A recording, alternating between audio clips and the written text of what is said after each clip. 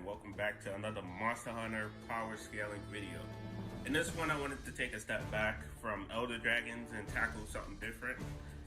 If this is your sort of thing, sit back and relax as I will briefly explain why Bloodbath Diablos is a menace.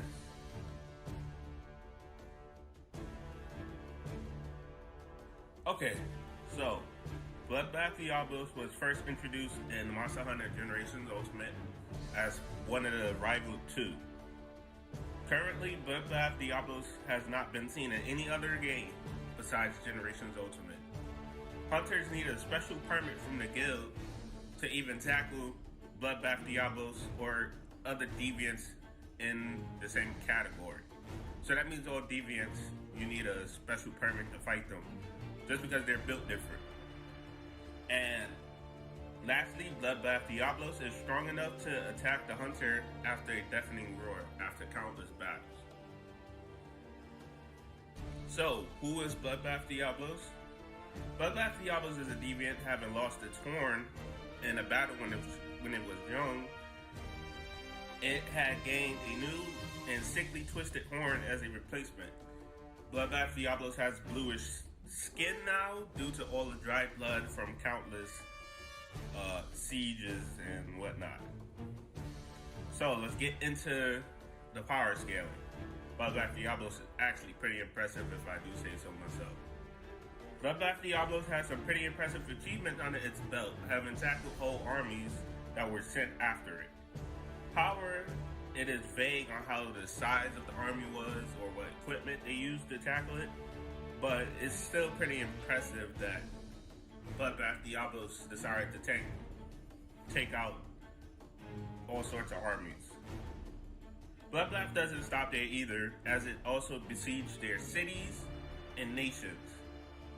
This would automatically place Bloodbath Diablos in the city level of ranges, and we don't have an estimate on how large the cities were, so placing it at city level is a place where it's safe at. However, if you do want to wank Bloodbath, you can say due to it toppling nations, it would be country level. But personally, I wouldn't use this because we don't know how big the nations were. But it's still pretty impressive that Bloodbath did do this stuff. Okay, considering Bloodbath is the strongest deviant thanks to Band Lagicris doing a lot of Monster Hunter lore stuff, this was pretty easy to find. Bloodbath is the strongest deviant, which means it is above Hellblade Glavenus, another deviant that could slice apart mountains with a single tail sweep. That would place Bloodbath at least higher than, well, I wouldn't say higher than mountain level, but placing it at mountain level plus, or island level even, would be safe. Now, if you're skeptical about that, you can say that Bloodbath should scale above Lagicris, who was supposedly the cause of massive earthquakes on the island in Monster Hunter Tri, which wasn't the case. That was just a small Sadeas. Not a small one, but a baby or young Sadeas for a better term. Bloodbath should scale the island level with this as well.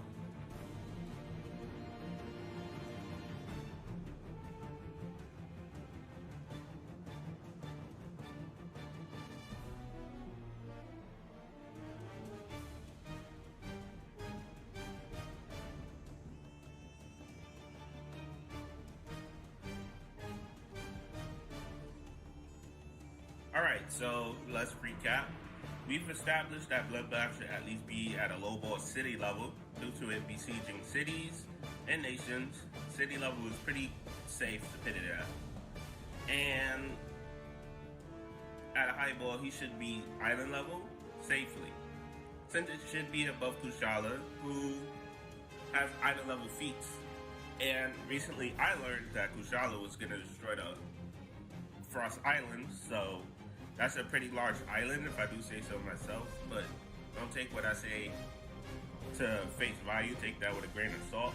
So that would pit Bloodbath in the same category as Kushala, so in the island level of ranges, that's pretty fair, if I do say so myself. If you want to wank Bloodbath and say, oh, he's small country due to it toppling nations. I still wouldn't use that, only because we don't know how large these nations were. Okay, that'll be all for this video. I wanted to take a step back from Elder Dragons since they were pretty easy to do. Not easy, but it was easy to get information about them, calcs and stuff like that. And Bloodbath Diablos is pretty much a menace in his own right. If you enjoyed this video, please be sure to check out my Twitter, my Patreon, that's it. Just Twitter and Patreon. If you feel free to check out the stuff on Patreon. I'm about to add some stuff there soon. So, please, if you enjoyed the video, leave a like, maybe subscribe. It's all up to you. With that said, Sir D are now.